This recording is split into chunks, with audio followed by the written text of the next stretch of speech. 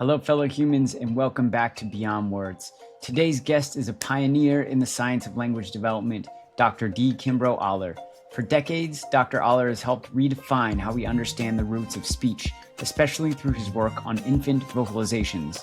We talk about protophones, those early flexible vocal sounds that emerge before a baby's first word, and why they might be the foundation not just of language development, but of what makes human communication unique. Dr. Oller walks us through the functional flexibility hypothesis, shares insights from naturalistic recordings, and explains how a baby's spontaneous sounds gives us clues about the evolution of speech itself. This episode blends developmental science, evolutionary theory, and deep curiosity about how and why we speak. So, what lies beyond the words we speak? Tune in and find out. Hey everyone, welcome to Beyond Words, conversations on language, music, and mind in collaboration with Speech Therapy PD. I'm your host, Garrett Oyama. I'm a musician, practicing SLP and a PhD student. I'm so excited that we have the one and only Dr. Kim Oller blessing us with his presence today. Here's just a little bit about him. Dr. Oller is the Plough Chair of Excellence and professor in the School of Communication Sciences and Disorders at the University of Memphis, as well as an external faculty member at the Konrad Lorenz Institute for Evolution in Cognition. A leading authority on infant vocal development and the evolution of speech, he introduced key concepts such as protophones and infraphonology, which describe the precursors and infrastructure of human speech. His research bridges developmental sciences, linguistics, and evolutionary biology, and he has co-led major projects using all-day recordings to map children's language environments. Before we get started, we have a few items to mention.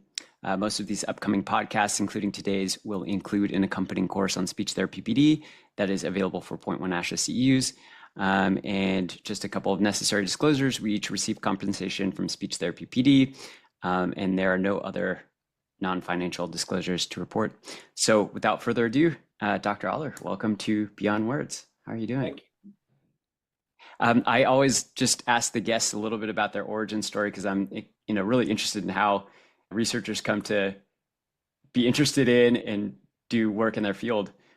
What started you in this field? Well, I took a faculty position after I finished my PhD at the University of Texas, at the University of Washington. And although it was formally a faculty position, it acted like a postdoc. So I had a postdoctoral fellowship essentially for about 4 years at the University of Washington.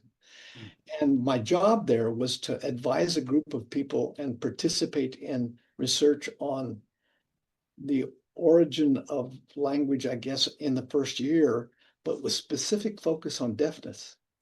So the contract, it wasn't a grant, it was a contract that was aimed at showing ways in which deafness would affect the early development of, I guess, phonology.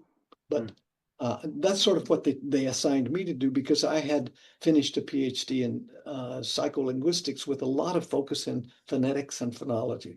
And so my task was to listen to recordings that they were already making of babies, longitudinal recordings of babies in the first year of life, and to characterize those in some way that would yield implications about the emergence of language in those babies. And some of the babies, hopefully, were going to be deaf.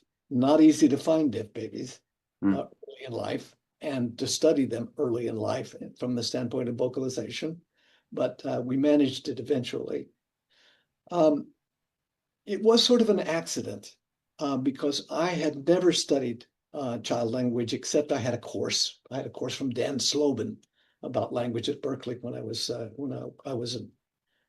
in my first year in graduate school, and that was at Berkeley. And then I moved with a professor from Berkeley to Texas and finished my degree there. But anyway, when they threw me into this task of looking at infant vocalizations, I was a fish out of water.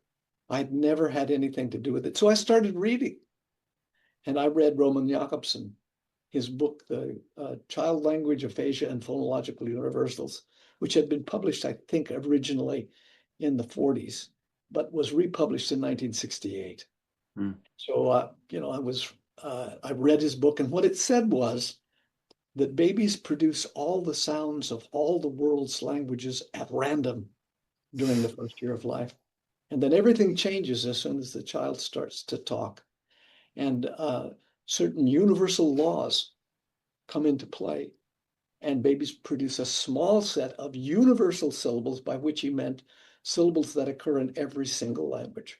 And there are some, ba, da, na, wa, ya, things like that, occur in every language. And it's a small set, maybe a dozen, and if you extend to including some different vowel-like offsets from those consonants, maybe B and boo and D and do. So maybe 20 or so syllables that occur in natural languages. And when babies try to pronounce real words, they always replace whatever the real words consist of with something from this set of universal syllables. And it happens instantaneously, according to Jakobson's portrayal, when they start talking. And before that, they could produce anything. They could say rara, they could say sta, right? Utter nonsense. They can't do that, or they never do. I've never heard ra. I've never heard sta in a baby. But what I do hear in babies, in what we call canonical babbling, I had to define that term too, incidentally. There was no term to describe the well-formed syllables of late babbling at the time. So we defined what the term consisted of, and we noticed that children produce a small set of syllables among the canonical babbles that they produce before they start talking. And guess what syllables they are? Exactly the same ones that Jakobson said would replace all this much more complicated stuff that can exist in languages, and does. Every language has its own non-universal sounds. Like in English, ra is a relatively rare kind of sound. R is a kind of rare sound. I mean, it occurs in Dutch and in English and a few other languages, but it's not a common kind of thing. And you don't hear babies saying ra. So if they try to say rabbit, they say wabbit, or maybe babbit or something, that has a ride-like sound in it. Anyway, that's how I got started doing this. And we had to formulate a whole stage model of how sounds do emerge in the first year of life. So at the very beginning, what babies do is they practice phonation, and almost nothing else goes on. They just produce phonatory sounds. And so they have well-formed phonation in the little quasi-vowels that they produce, and that starts on the very first day of life. Wow. And then they certainly within the first week or so, most babies also do a little bit of stuff we call squealing, much higher pitched stuff. And they do some things that involve what we call growling, and this happens certainly within the first month. So we ended up with 3 kinds of phonatory sounds in the very first month. And if you didn't have phonation, if you didn't have control of it, it would be useless for you to be articulating with your upper supraglottal tract, because you wouldn't hear anything. Right. So this kind of has to be the starting place.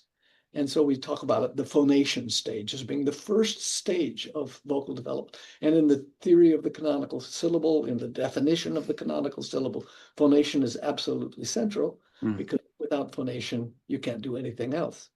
Right. And then maybe begins to, a little later, do some primitive articulation, we call it. And then an expansion stage occurs in which the primitive articulation becomes more elaborate. But the kinds of things that are produced by the child are not systematically canonical syllables. They're not well formed. They produce things that we call marginal syllables, like, they kind of seem to be disorganized, but they're getting the idea that they should move their supraglottal tract while they vocalize, while they produce phonation. And then suddenly they somehow happen on the idea, I guess. I don't really know how it is that canonical babbling begins. I mean, We've seen it, of course, in hundreds of babies, but I don't know exactly how it's motivated because they start canonical babbling before they really are imitating it all, the sounds of the parents. And the sounds that come out are things like ba and da and ga. Yeah. But still, the non-canonical, the pre-canonical stuff persists and is more than half of what the babies produce, all the way up to 18 months at least. So canonical babbling begins when the baby can systematically produce some canonical syllables. But you don't see canonical syllables becoming the predominant nature or the predominant components of utterances of babies until late in the second year. Yeah, this is so incredible. One thing that really stuck out to me, or one thing I learned from reading your research, was just how, a lot of times in language, I think babbling is just this, for speech therapists especially, it's not talked about a lot. It's just relegated to this other thing. And then it's like, oh, once we get to 1 year, there's this stuff happening. And then at 1 year, we get real words. But there's like this rich, structured, process that's going on. And one thing that really stuck out to me was that I think you mentioned that there's like 90% of, the babbling doesn't have an illocutionary force, meaning that it doesn't, they're not trying to communicate something, that these infants seem to be sort of intrinsically motivated by whatever it is. Do you think of it something like skill mastery? Because you talked a little bit about going through the stages of, first they're trying to learn how to use their vocal tract, and then they're using their articulators. There's kind of these slow stages of motor growth. It kind of reminds me of how a child might master limb movement or walking or grabbing. Do you think of it like this, babbling as sort of skill learning? Yeah, very much so. But there's something very unexpected about the way it works. Most people assume that when the baby starts vocalizing, what they're doing is crying. And the vocalizations that we call protophones, these squeals and growls and vocants or vowel-like sounds, and even the canonical babbling, they think of that as being something that occurs relatively infrequently, especially at the beginning of life. So the first 6 months, they think that's primarily crying, and it's not. That's utterly incorrect.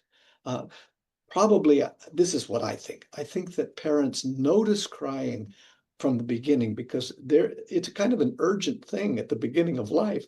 You have to figure out how to take care of the baby.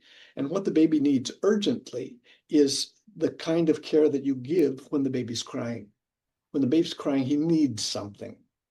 And so you go about to trying to figure out what is causing the crying. And so you notice crying. It's louder, it's longer, and it's definitely more urgent. But in fact, the protophones are occurring 5 times as often from the first month as the crying is. And across the whole first year, babies produce thousands of protophones every single day. The boys produce about 4,000 a day, and the girls produce about, or boys produce about 5,000 a day, the girls about 4,000 a day. It's interesting that the boys produce more in the first year of life, and that's worth talking about too. But the key that nobody knew, and I didn't realize it really until this millennium, let's say, when we have all-day recordings and we can really count and get an estimate as to how much vocalization goes on and when it's going on, is that most of the vocalizations, the vast majority of them, are directed to nobody, and they're elicited by nobody. The baby is doing it on their own. They're motivated somehow naturally, and we have a whole theory about that, to vocalize in much the same way they explore the world with their hands. Give them little objects to touch or play with, like over a mobile hanging over the crib. The baby will reach for it. And very unsystematically kind of at the beginning, but gradually they have a very smooth trajectory of reaching up and touching something, grasping it and palpating it. So they explore the world. They explore whatever they can touch with their hands from very early in life. What they're doing with their vocalization is they're exploring the sounds they can produce. That's fascinating.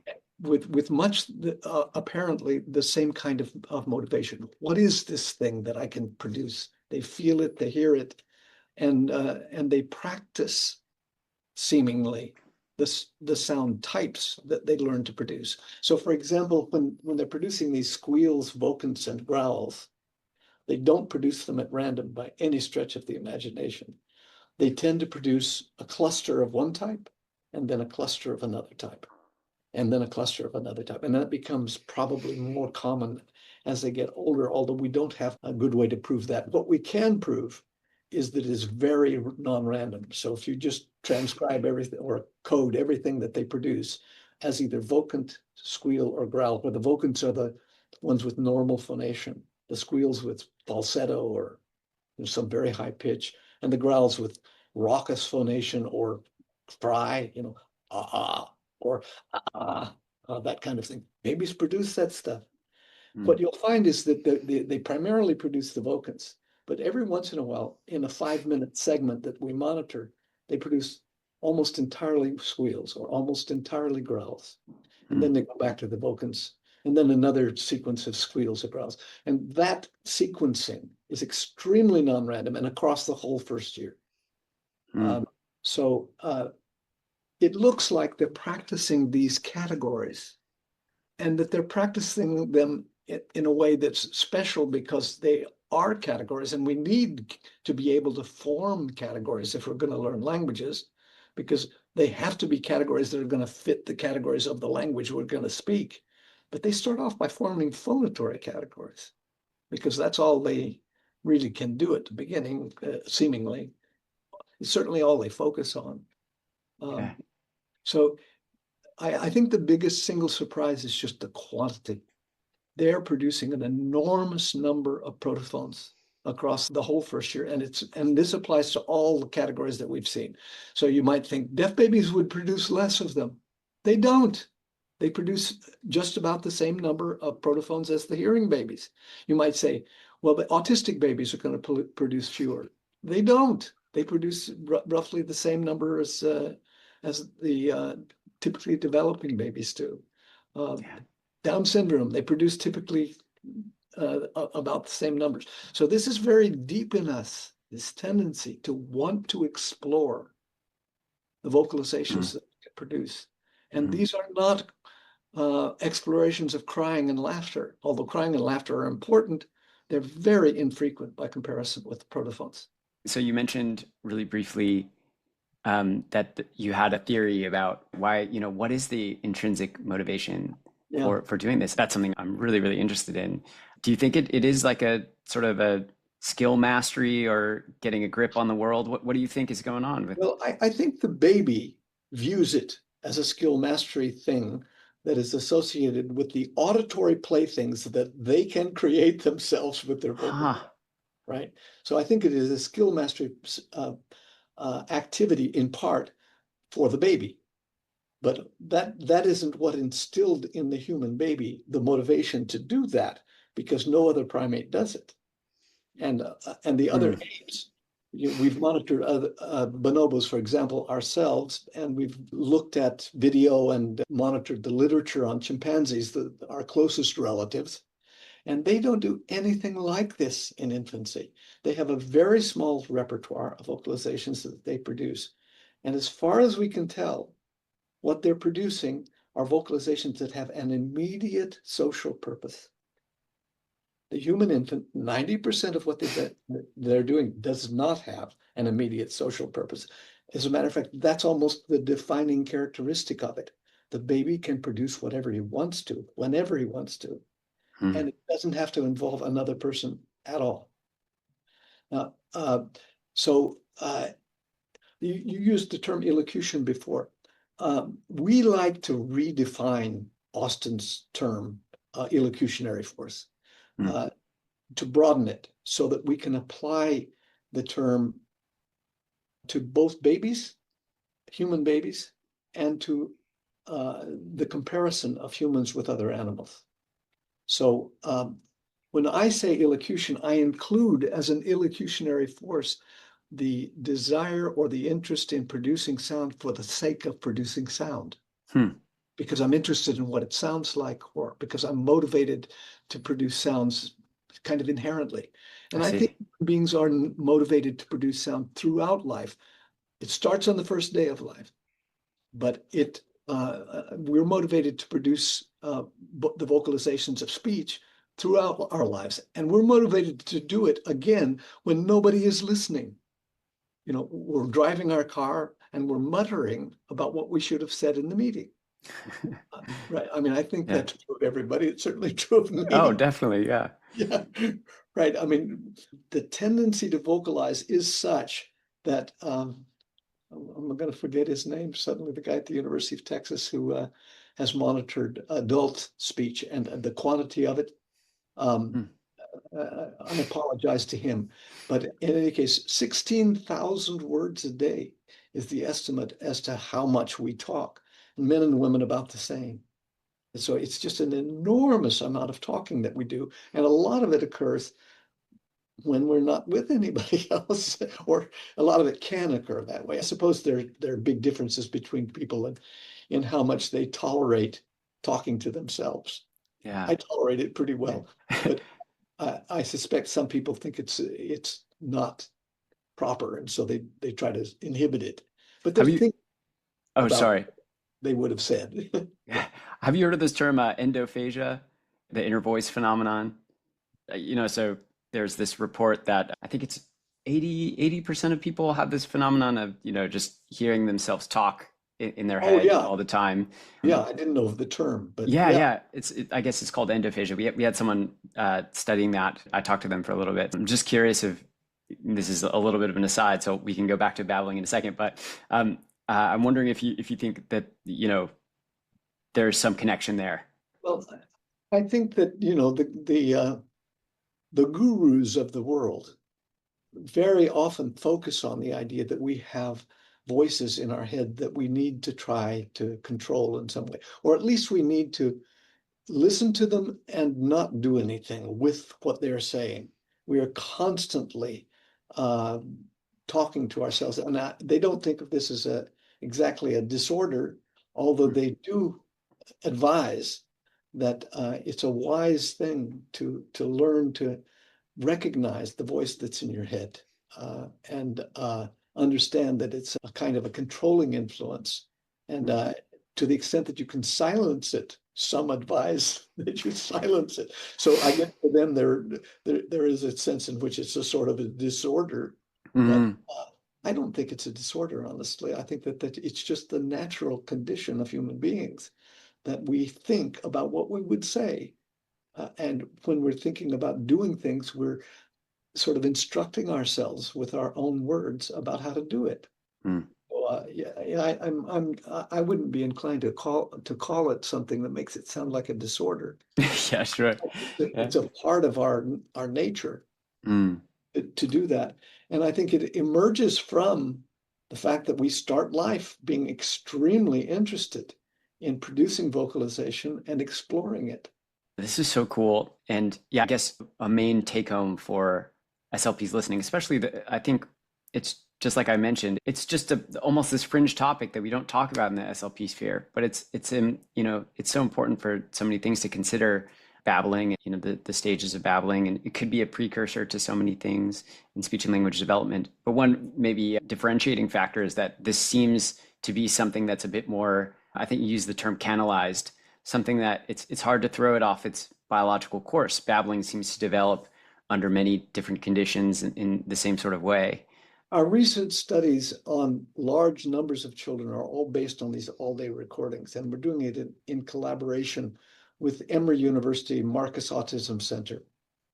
Um, a truly remarkable thing is that out of 312 infants that we have at least 8 all-day recordings, well, at least is the wrong term, an average of 8 all-day recordings across the first year on, where we have coded all of those recordings by selecting 21 5-minute segments at random among, but it's a very, thousands of recordings Yeah. and 300 infants. And some of them have an older autistic sibling. About 2/5 of them have an older autistic sibling. So we were interested in autism. The people at the Marcus Autism Center are very interested in autism, of course. That the lowest number, estimated number of protophones per day out of that 312 infants was a little over 1,000. The largest number was something, if I recall correctly, over 12,000. So there is a big range in terms of how much vocalizing we do. But even the one who produced 1,000 a day was producing 10 times as many as the bonobos. And bonobos don't really produce protophones because they never produce, as far as I can tell, they never produce vocalizations exploratorily. They produce vocalizations for an immediate effect. The baby climbs up in the bars in the cage where we're filming, and he's afraid he can't get down, and he goes, whoop, whoop, whoop. And that means for the mom to help him get down, right? It's called a whimper. Not what we call whimper, but in humans, but that's what it might be called whimper in the baby bonobo. And the mother will immediately recognize that and help him get down. Or he might, maybe the big sister is chasing him and he wants the mother's help with that. So he goes, whoop, whoop, whoop, and mother grabs him and protects him from the harassing sister. There are sounds that sound a little like vocalizations of humans, and we have recordings of lots of sounds that sound a little like the vocalizations of humans. Sometimes I think you might play one of those vocalizations to a human and ask them, "Is this a human baby?" And they might say, "Yeah, I think so," right? Because they're similar enough in some cases, acoustically. Yeah. Not similar in terms of what the intention is. Yeah. Because the intention usually with a human infant is to explore the sound. Now, I'm not trying to say that babies don't engage in interaction and vocal interaction from very early, because they do. It's just that it's a small proportion of what they do. And they use the very same kinds of sounds, and parents learn fairly quickly what kinds of sounds are in the baby's repertoire. And so, for example, a funny one that occurs for most babies, not every baby does it, but raspberries, Yeah. Right. So a baby who produces raspberries, the parent will know the baby can do that. And the parent may try to get the baby to imitate it when they produce one. And that's called imitation. But it's not imitation in the normal sense, because it's not introducing something new into the baby's repertoire. The parent learns what the baby can produce. And in essence, the parent is imitating the baby. Yeah. And sort of stimulating them to get going on doing something they can already do. As far as I know, until babies are around 8 months when they start trying to talk. Some of them start trying to talk by 8 months, some later, but there are a good number of babies that have a word or two by 8 months, right? I think until 8 months, they do not incorporate anything new into their repertoire from what they hear on the outside. The idea that babies are learning from imitation in the first 8 months is, I think, probably all wrong. I think they are introducing into their repertoire what they can find by exploration up until that age. But then about that age, they start trying to produce some things that the parent is producing. Yeah. Then is when you start seeing some new sounds coming in that are indeed, in some sense, imitations of what the parent does. This reminds me of something that you had, I think, a piece of research you mentioned in the emergence of the speech capacity, where you could not elicit from a pre-canonical infant, for example, like even if they're on the verge of getting to the canonical stage, you couldn't like elicit a new sound via imitation to get there. It was like, only once they did it first. There has been some stuff written, I won't mention names, in the literature where people have claimed that they have done this, that they've gotten kids to produce canonical babbling in their laboratory for the first time. I am deeply skeptical of that claim, because I have tried so many times throughout, more than 50 years of doing longitudinal research. I've done 7 at least 5-year-long longitudinal studies of infant vocalization research. The stuff from the Marcus Autism Center with all-day recordings, that's new. But before that, I did in-laboratory recordings with longitudinally. And I tried over and over with my own children and with all of these kids to get them to produce canonical babbling. I never succeeded. Mm. So when babies are ready to produce canonical babbling, they will do it. But it's, in my experience, it's not the parents that cause it to happen exactly. There is an interesting point, though, about the deaf babies. Deaf babies are delayed in the onset of canonical babbling, and you may have read that. We were, I guess, the first to report it, but many have reported it since. It's practically a disjunct distribution of onsets for canonical babbling. So all the hearing babies, as far as I know, start canonical babbling by 10 months. Some of them start much earlier, right? And essentially none of the profound congenital bilateral deaf babies start that early. And when they do start, they tend to start in a way that the canonical syllables sound a little bit rough and kind of imprecise, and it's not really quite done the same way. So a profoundly deaf baby before an implant, I mean, a cochlear implant can change the picture dramatically. And with a child who's in the severe range and not bilaterally impaired, hearing aids can help a whole lot too in terms of making the canonical babbling come on earlier and more precisely. But deaf babies are affected in terms of canonical babbling. The most profound ones are affected by what they've heard in terms of the onset of canonical babbling and the way it starts when it does. So hearing does apparently play a big role in how the canonical stuff gets established. Well, it makes sense too in light of your theory about how infants are sort of playing with the auditory objects that they produce. Yep. You know, if deaf babies are not getting the same type of feedback, like that's not as motivating, perhaps.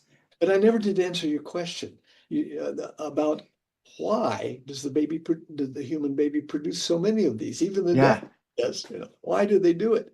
Okay, so now we have to think in terms of the evolution of our species, and imagine that we go back to the ancient hominin who was closely related to the common ancestor of chimpanzees and gorillas and bonobos. And there, very soon after that split occurred, the hominins were presumably obligatorily bipedal. Okay, so they were standing up. And when they stood up, it forced the females of the species to have a narrower pelvis. Narrower isn't necessarily the right term, but just imagine the head is going to have harder time getting through the pelvis of the obligatorily bipedal ape than it did through the let's presume quadrupedal relatives. Consequently, this baby is going to have to be born prematurely, in some sense. I mean, compared to the other apes, it's going to have to be born prematurely. The baby will be altricial, which is to say the opposite of precocial. He's going to have things he can't do when he's born. And that's true of human babies now. They're born in a way that's very much more altricial than our ape relatives. So we have about 7 years in front of us at birth, where we will not be able to forage for ourselves. We will not be able to protect ourselves. The chimpanzee will have maybe half that, or even less. They can start foraging for themselves and climb trees and things like that pretty quickly. I mean, it's sort of surprising. So the ancient hominin infant started having greater altriciality than the competitor apes very early, certainly as soon as they were standing up. Okay. And some other things happened. We know pretty well by now from research that paleontologists have done, especially Robin Dunbar, that the hominin groups were somewhat larger than the groups of the other apes. And the larger the group you have, the more protection you have from predators. Consequently, the premium on silence, which seems to apply to other apes, they're silent most of the time, does not apply to the same extent to humans. I because see. we've got a larger group Mm. and we're more altricial, so the babies don't have the same pressure on them to be silent. And then there's one more. We have cooperative breeding in humans. So it's not just the mother that takes care of the baby in humans. The father helps take care of the babies, especially in small societies. The other females, whoever is in the group, a group of maybe 100, everybody's taking care of the babies. Cooperative breeding. That means that if the baby wanted to do something or could find something to do, could be selected to do something that would indicate to him, I'm going to be worth the effort. I'm going to be worth the investment over the long haul because I've got 70, or I have a longer period in front of me than these other apes. And so the babies in these hominin groups are going to compete with each other for investment from all the potential caregivers. Mm. There are going to be quite a few of them. It's a big group and everybody's helping.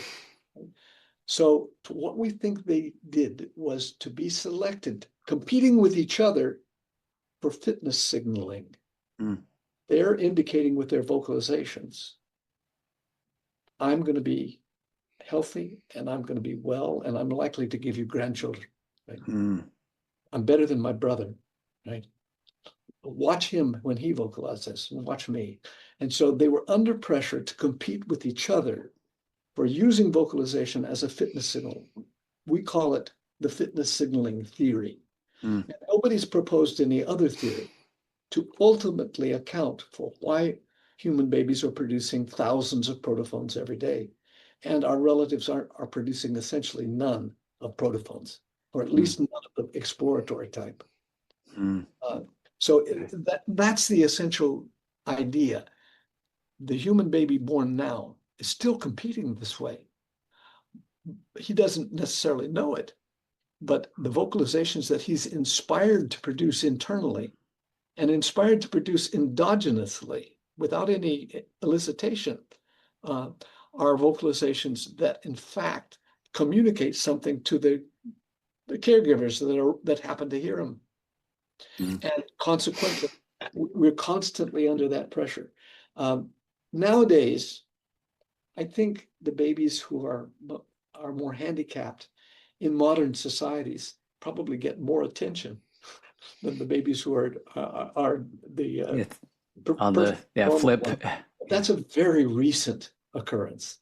As little as 200 years ago, babies were being abandoned if they didn't prove themselves to be good bets. And even in very primitive circumstances today, half the babies that are born die. So in a circumstance in some very primitive circumstances in Africa or South America, for example, about half the babies die. And so you can imagine that there's a pressure on the parents to decide who to keep. When we move our camp, somebody has to be left behind. The elderly are perhaps going to be left behind. And among the babies, we're not going to take them all. We're going to leave behind the ones that we don't think are going to make it. So I suspect that this pressure, although it's we're trying to overcome it in a sense in modern times, was on us up until very, very recently in a big way. And the babies are probably still competing with each other by using protophones all the time. Well, sure seems like it. Yeah. That's amazing. So basically, in order to take advantage of limited caregiver resources, these infants are like vocalizing as a fitness signal to say, "Hey, I deserve to be taken care of. I deserve that investment." Yeah. Got it. Fascinating. Among these four, I'm the best. And somehow parents presumably recognize the even very early subtle differences in terms of the likelihood that this baby is going to survive and reproduce. And we're studying that issue currently by having the same kinds of coders who have coded the vocalizations of infants all along in our 50 years of research. We're having them code how how fit the baby seems on the basis of the vocalizations that they hear, and we play them segments of vocalizations from babies and have them make judgments about this. Now, I don't know where it's going to take us.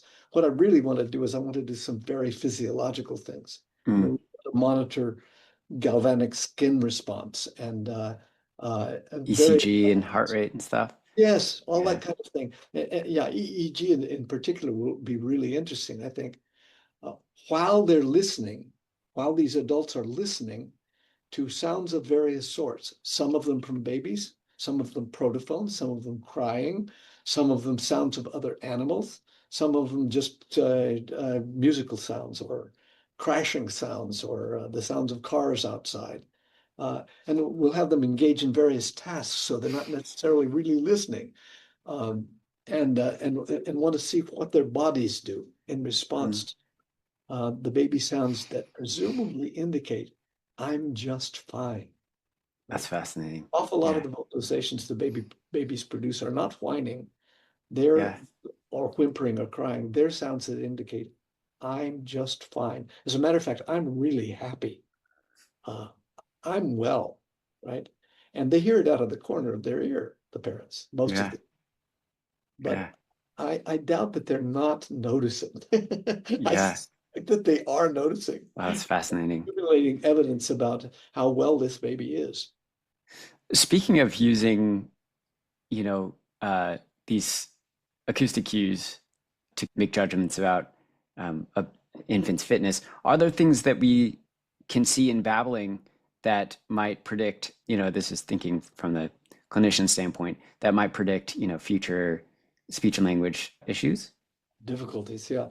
Well, you might imagine that colic would be an indicator, but I Yeah. don't think that the long-term follow-up of kids with colic particularly does predict that. I mean, I haven't been looking at the literature on that recently, but you might ask, and of course we're asking it all the time, what can we see in the vocalizations that predicts autism, in particular that, because that's what we're really focused on recently.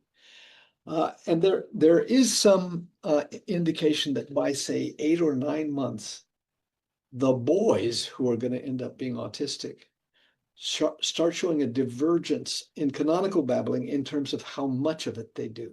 Hmm. We use a measure that's called the canonical babbling ratio, the number of canonical syllables out of all the syllables the babies produce. And you can count syllables even in the very pre-canonical stuff. So baby says, well, maybe that's 5 syllables or something like that, right?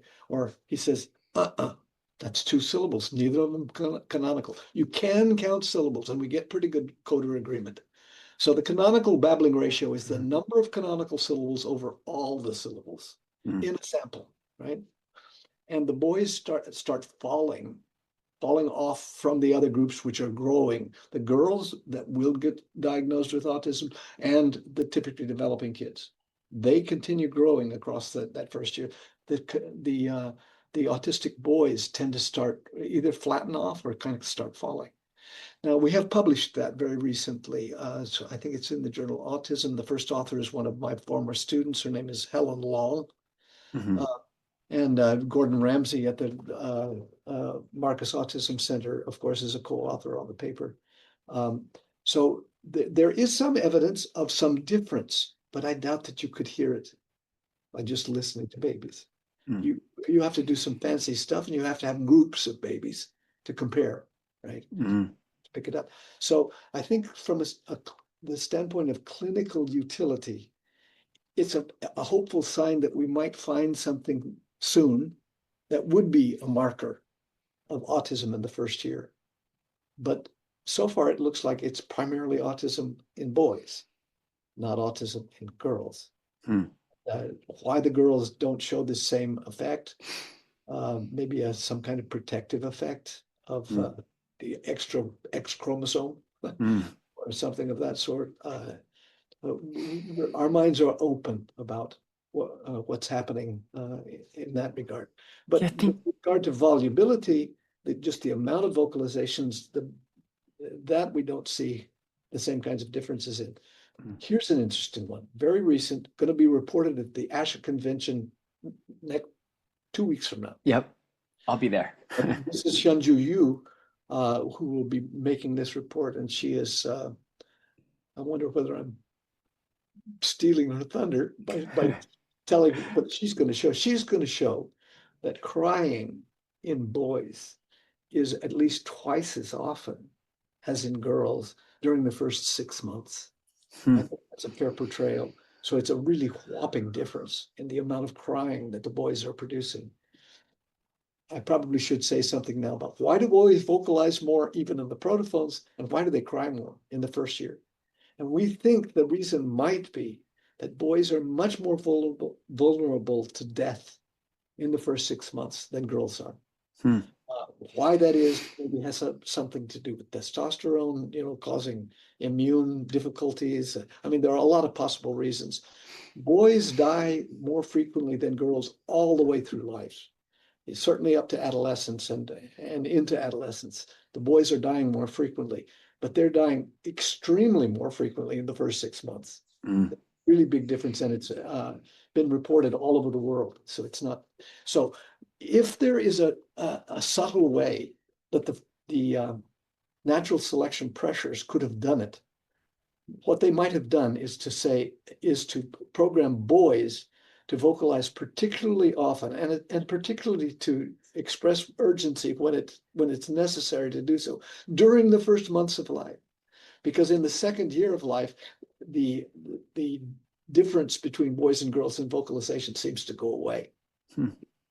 But in the first year, it's there, and in the first 6 months, it appears to be particularly strong, at least in crying. So we think that boys may actually have been selected to try harder, so to speak, with vocalization, because it had the effect of making them less vulnerable to dying because they got more investment, maybe. Anyway, that's our speculation. That makes sense to me. Anecdotally, a lot more boys cry. It's not a small difference either. The amount of difference in vocalization in protophone rate is about 25% in the first year. Maybe actually, can we talk really quickly because we've been discussing, crying, laughing, and then also these protophones. Can you just talk really quickly about sort of the two pathways for vocal development? Something that's more reflexive, maybe emotional, and then these protophones that are more, volitional, let's say. Yeah, I would never use the term reflexive about crying, although I guess at the very earliest ages, it seems a little like that. By 6 months, babies are crying so intentionally. I mean, sure. they manipulate their parents with crying by the time they get a little older. But I don't use the term. I try to not use the term reflexive with regard to vocalization, unless we're talking about burping or hiccuping, or those things I think are reflexive. They're produced by some bodily condition. The crying is an expression of distress, and it can be any kind of distress, any kind of distress that the baby feels. But yeah, I think that they're very different. Cry, whimper, and laughter are very different from the protophones. First of all, in quantity, they're way less frequent. Often in 21 randomly selected samples from a recording from a baby, we get zero laughter, even at 12 months. Zero laughter, none at all. It just doesn't happen. When the baby starts laughing, when they get into a pattern of laughing, they may produce quite a bit of it in a minute or two.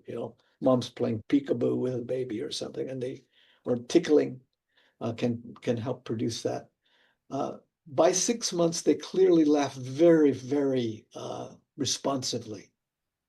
And so they get into a pattern with the parent. If the parent does something that they think is funny, they laugh.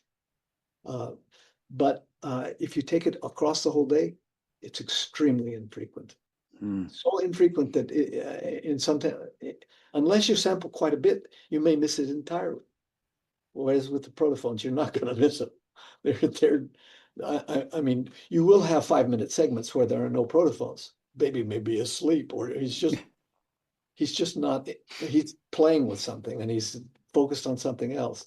But it's very rare that you get a bunch of segments in a row, a bunch of 5-minute segments in a row where there are no protophones. Crying and laughter and whimpering. Whimpering we define a particular way, incidentally. Those occur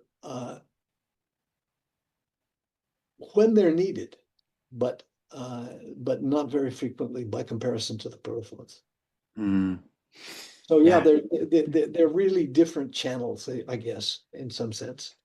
Yeah, you also mentioned this term in the book, functional flexibility, where a lot of, even though you can use crying intentionally and laughing too, the use of protophones that occur across different emotional contexts, which might be important for being able to, more of a precursor to symbolic language and speech.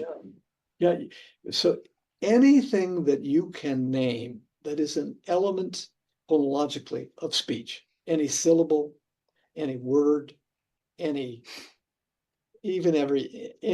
isolable phoneme that you can produce in isolation, any sentence, you have to be able to produce that voluntarily at any point in time, under any state of emotion, or else it isn't a part of language. Mm-hmm. It couldn't be, because every part of language has to have that property. It has to be possible for us to produce those anytime we want. But that is true for the human baby of crying. And I think it probably isn't true of laughter either. I don't think it's true of whimpering. Incidentally, here's what whimpering sounds like. One possible way that whimper could work. Right. So you could produce a series of these little bursts in a row, and everybody all over the world knows that that's negative, but it's less intense than crying. And so it's another form of negative expression, and necessarily negative expression that can occur in humans. And it's extremely variable in its type. So is crying. It's extremely variable, unlike in the chimpanzees and bonobos, who have very limited kinds of crying that they can produce. Humans have an enormous range of even in this special kind of channel that's limited in terms of its affect expression. So the crying in the baby has to be negative, and the whimpering has to be negative, and the laughter has to be positive. But every single protophone type, no matter what it is, can be produced in any state. Rather than saying context, I prefer to say state, because it's internal to the infant what the function is going to be. Or at least the infant can have an intention to express with whatever vocalization they're using as a protophone, either positivity or negativity or neutrality. Most of the time, neutrality, because they're actually just exploring it. So yes, that's functional flexibility, and that's what we don't see clearly in the non-human primates at any age. Now, there are people who are trying to show it. I don't think they're succeeding. So there's a paper recently by Derry Taylor and his colleagues. This is a British paper about chimpanzees, young chimpanzees, not babies.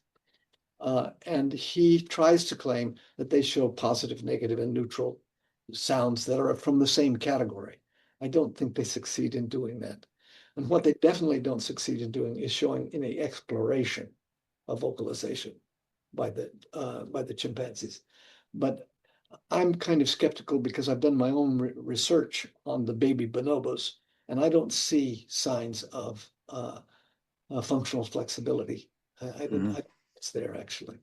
You mentioned at some point earlier in the talk where humans might confuse bonobo cry for a human cry, and I just wanted to. Cry. Oh, another kind of sound. The cries they would not confuse. Got it. The distress sounds sound very different in the bonobos from the way they sound in humans. Humans is extremely variable, very limited in the bonobos, and very identifiable. But they do produce some more quiet sounds that sound a little distressful to me. That sound a lot like certain protophones. Yeah. Yeah. Okay. Got it. Not cries. I was just thinking about this point, which is just that a lot of researchers, they would try to categorize Babble using IPA, and like they would shoehorn these early sounds into adult Yeah. categories, and yeah, it just seems it's so clear that adult humans, they have their own biases, and we can't hear the range of possible phonemes, so it makes sense that we can't hear these more kind of sounds that float across our own categorical biases. But yeah, why do you think that that was overlooked for so long? And Well, how did you come up with this I've, solution? I've been thinking about this a lot recently. I mean, over the last few days, I had a student who took an exam recently, and she got me to thinking about this very issue again. Um, I think that not very many people, to be honest, first of all, they don't study phonetics. But second of all, most people are not very talented about phonetics. There's a range of talent for being able to recognize the sounds of another language and to be able to reproduce them. So not everybody can do that. Most people, when they try to learn a foreign language, they speak with a heavy accent. Hmm. There are those who can learn to speak a foreign language in such a way that their accent is essentially perfect. They sound like a native speaker, and the native speakers can't pick them out. But most people, when you hear somebody speaking with an accent, you notice it immediately. And so there's a big range. Most people, even some child phonologists, I won't name names, are not particularly talented phonetically. They don't hear the stuff that the more talented people hear. So when they try to characterize the sounds of a baby in the first 3 months, for example, and the baby goes, they categorize it as baba, be, aga, gi, right? They categorize it as if it were the sounds of language because they don't have anything else in mind as a way to characterize it. What you have to do is abandon the International Phonetic Alphabet almost entirely at that point and ask different questions. What is the phonation like? What movement is occurring in the vocal tract? How fast is that movement? How slow is that? You have to ask very different questions in order to be able to characterize it properly. But Orvis Irwin did not do that. And the many diarists who wrote about their own babies in the 17th, 18th, and 19th centuries largely did not do that. I mean, some of them noticed that, especially early in the first year, things were really different, and that only later in the first year did babies start producing some things that really did sound like language. And that's the point, of course, at which parents start trying to impose language on the child, usually, is when they hear these canonical syllables. But I think it's a question of training, because if you get trained in phonetics, I think you would learn pretty quickly that this isn't going to work. If you have a baby producing sounds in the first 3 months, you're not going to, the transcription that you will produce, if you're forced to produce a transcription, will not be readable by another phonetician. That's the phonetician reader test that I proposed in the book that you read. But by the time you get to the baby saying ba ba ba and da da da, if they're saying them clearly like that, you can transcribe them and the phonetician reader test will work just fine. Hmm. But some babies don't, even then, when they're producing canonical syllables, they produce a lot of what I call raw material. So I have this one recording, and I can imitate it a little bit, of a baby who started canonical babbling within the week of the time that the mother brought him in for a recording. And I Wow. have this little recording of him producing a sequence that sounds sort of like right? Now the mother interpreted that as baba. Uh, That's the way she reads it. And I think that's what the child in some sense intended. He intended to produce a single syllable repetitively, but he didn't say ba ba ba ba ba like some other babies would do at the same age, right? He was producing raw material variation around a sort of ba-like syllable. wow, wow. And I That's so think the cool. mother intuited that she recognizes that. So she says, "Are you saying bubble?" And she actually says it on the recording. She understands that he's producing something that could be interpreted almost as a word, because some of those are really canonical syllables and some of them are so mushy that they're not. And if you tried to transcribe them, you'd probably come up with 20 different syllables. But I think that we're capable of listening to a baby and recognizing raw material variation around a core. Uh, Yeah. and and we use that. We start trying to interpret it as words. I love that phrase, raw material. It's so cool. It just reminded me of like, someone starting with a stone and like starting to sculpt, like Yeah, sculpt out a statue or something like that. yeah. That's so Well, cool. the opposite of raw material is negotiable product. It is within the raw material variation. The parent can usually recognize that there's something in there that they can target as a potential and try to make the child think of that syllable as representing this word. Mm, They can negotiate with the child over that syllable that they think they hear, you see? So that's that's the so cool. negotiable product that lies within the raw material.